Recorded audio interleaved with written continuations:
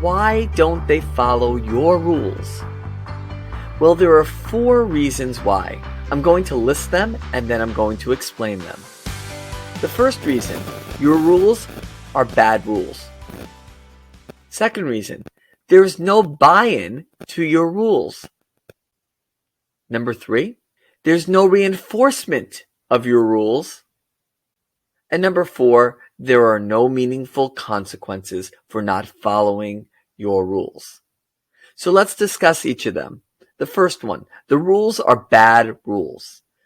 A rule is a bad rule if it lacks specificity and clarity. What you're asking the student to do or not to do needs to be very, very specific and clear.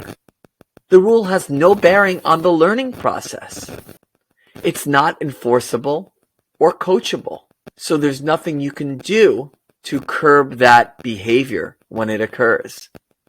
And the last one, it takes time to address. It wastes class time.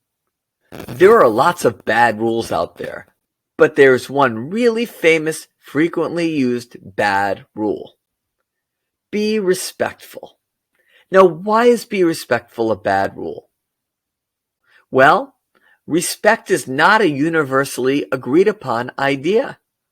Everyone has a different idea of what respect means. Respect requires judgment from both the student and the teacher.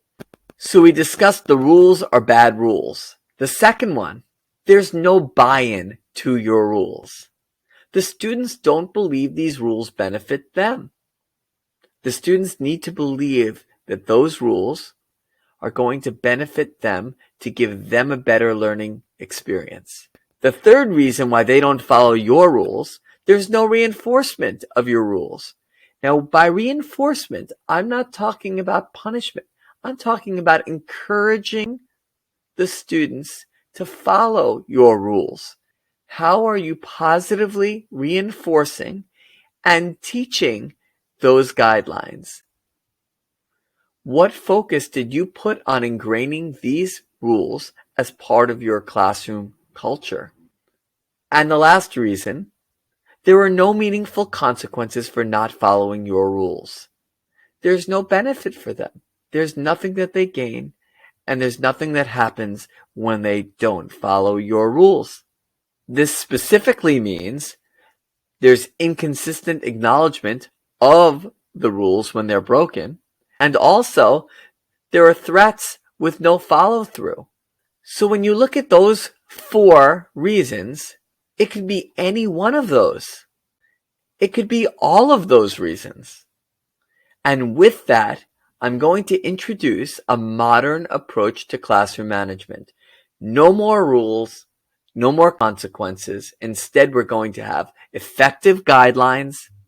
I'm going to show you how to get buy-in, how to positively reinforce the guidelines, and how to redirect poor behavior. But that's not all.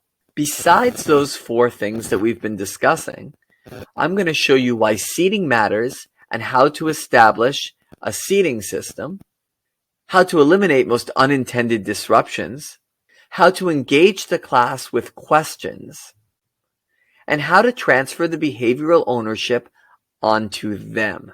This is the core of the class. After being able to do these 8 things, you're going to be able to turn your class around, and I'm going to show you how to do it step by step.